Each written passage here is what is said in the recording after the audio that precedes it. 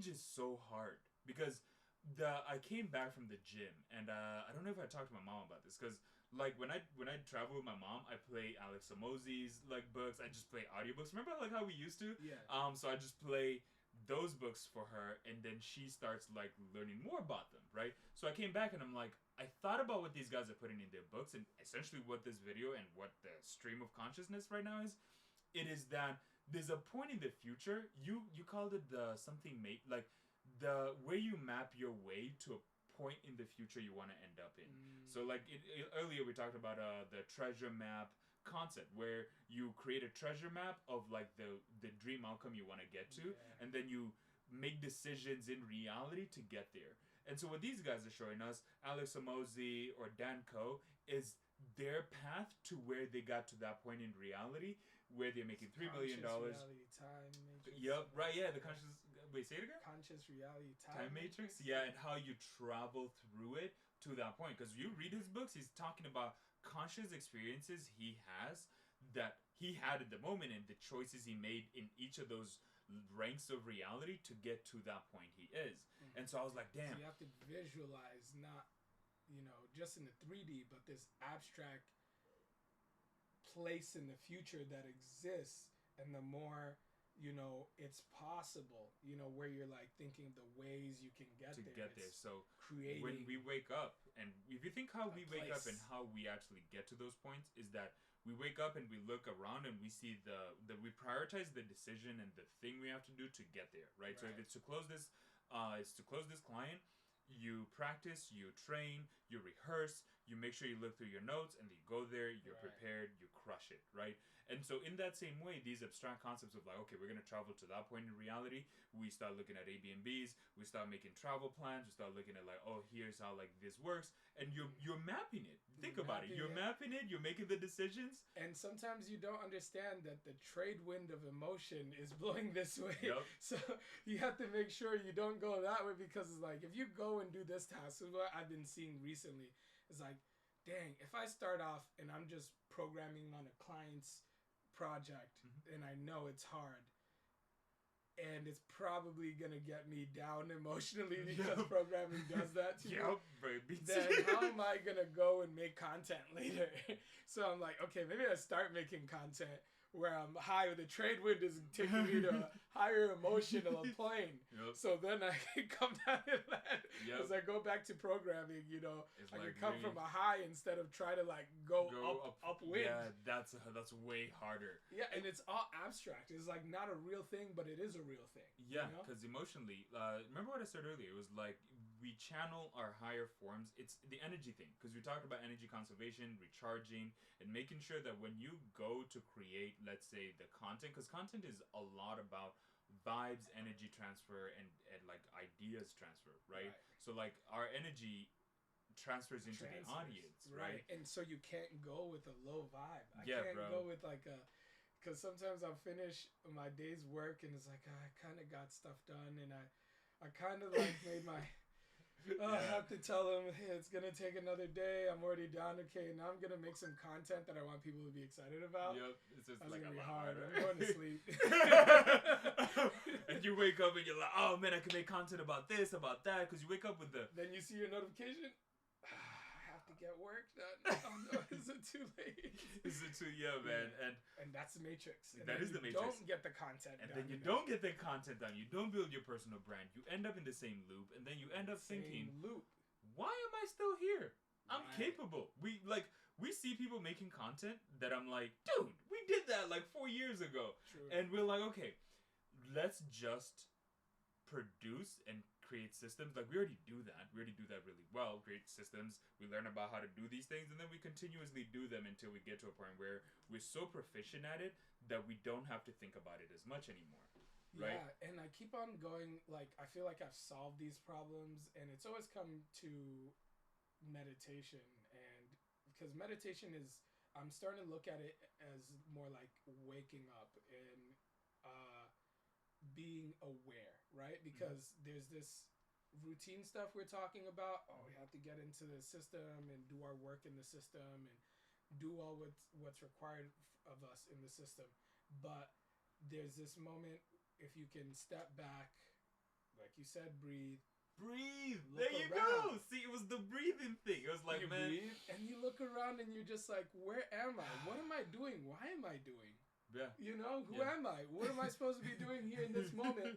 Yeah. And can I recalibrate? And I've told myself this, but it's like you just get, because the system is, it feels like, all right, it's giving you a task. You can turn off your brain and go back to sleep. Mm-hmm. But when you meditate and you're like, oh, okay, I want to be this and I want to go there, and I know, you know what, I have to. It is maybe making the content, or I have to reach out to somebody on LinkedIn, or I have to do this thing that's unfamiliar. It might be difficult, right? Mm-hmm. Or unnatural or uncomfortable for me to do. And but the system says, hey, this is good too, and you're supposed to be doing your job, you know? So I think that could be the disconnect, and it's just like taking that time to just like disconnect from that and refocus, and not just going to meditation blind, but also like having those like notes and totems, like things to keep you grounded. Mm-hmm. I'm starting to feel like the Memento character, you know, Yeah, where he has to spin the thing to check if he's awake or not. No, actually, not Hobbs? Inception. I'm talking about Memento. Oh, where- dude, I don't know why I thought Inception. You're thinking Immediately it about was the because totem. the sleeping thing. I was the totem. I was like, you're gonna spin it, but you said Memento. Inception. So Memento, you remember he has Had his memory tattoos. thing, Yeah. so he has to keep on writing on himself to And remind pictures. himself. So that's what it feels like. Cause I'm like, there's something I wanted to do and become, and like there's a way I wanted to be, or you know, there's an energy I wanted to go into this year with, or a way I wanted to do things. But the system and the old patterns that are so fired and deep wired into your brain can take over and just literally put you to sleep. Yep. And literally be like, but I'm doing my job. I don't have to think. And it's just like, but It's you find yourself comfortable. in the It's same familiar. place. It's safe. Right. So where I've been realizing is like, oh, I need to write things down. So if I do, like when I do a meditation, I can go look. It's like, this was the image of what I was trying to become, or who I am, who I really want to be, right? It's like, I want to be somebody who has this level of income, this level of business. I want to talk to people like this. I want to carry myself around with this kind of energy.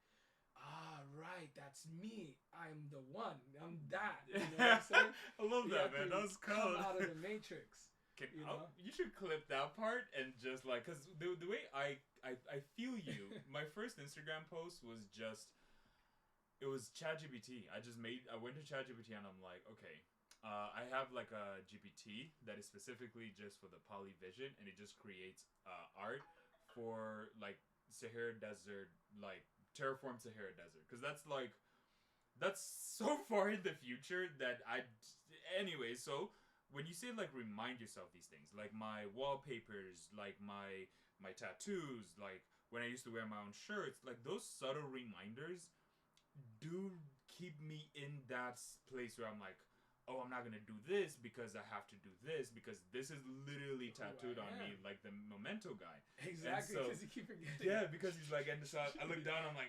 ah, you know. Right. But my Instagram thing, the like, I didn't know what to post. I didn't know, like, I couldn't post my old pictures of like traveling to Egypt. I feel like that's too cheap. Or traveling anywhere else. I feel like that those moments have passed. Like, I'm not gonna repost them. And so I thought about like, kind of like what you're mentioning naturally, is that I know that this is the me I want to exist in and exist as. He's in a city where he built it in a desert. Let's put him in a bedroom. He's overlooking the city. There's a harp. There's a desk where he works sometimes if he wants to. And I created that, and then it just fits so well, and it reminded me of that. And now the more that I think about it, I feel like that's more of what my Instagram is going to be. It is me using ChatGPT to visualize these modes of myself. And I love how you said, not only take a deep breath, but it's to be aware and present. The thing that I actually think Danko does well in his videos, it is presence. He's there. When you see him, when you hear him talk, he's there. He's the one who's the one of himself. And so he thus embodies that aspect of him. and you feel that. You're like, damn, how he put those words together? He didn't. Well, he did, but he's just so in tune with that higher aspect of himself. He says that a lot of the books he listens to, The Power of Now, Alan Watts, and a few other ones, but those are the ones that stuck to me because the same ones you have heard, like we've heard talk about. So so like I think meditation as in being more aware, self-aware, and functioning from that higher self. Like there's you always see these wallpapers on my phone where it's a hierarchy of like there's a human at the bottom in a like sort of a meditative pose, and then there's higher versions of him or it or her, whatever. But those higher versions of yourselves, like the avatar state, are the ones you want to connect to because there's versions of you that have way more energy, way more knowledge, and way more awareness that you're connecting to. And the way I think about it is there's the highest form of yourself. That form is eternal. And so you connect to that form and channel that energy from that form, and you embody that form and energy. You have to keep in tune because like that like spiritual body, like if it's transferring an energy, you have to be on the same wavelength, right? So you have to be receiving that energy. True, the wavelength. So yeah, and that's you reminding yourself with the words, and words of vibration. It is a wavelength thing. So then you're channeling that energy, because otherwise you're gonna get swept into other people's spells and energy. You know, like other people's words where there's this system that wants you to do this and play that role in the system, right? And it's really interesting the Matrix metaphor where you can see like a character in the I guess the reality of the Matrix just turn into an agent, right? Like it feels like that. It's like I need you to play this role, and you get swept up by that energy.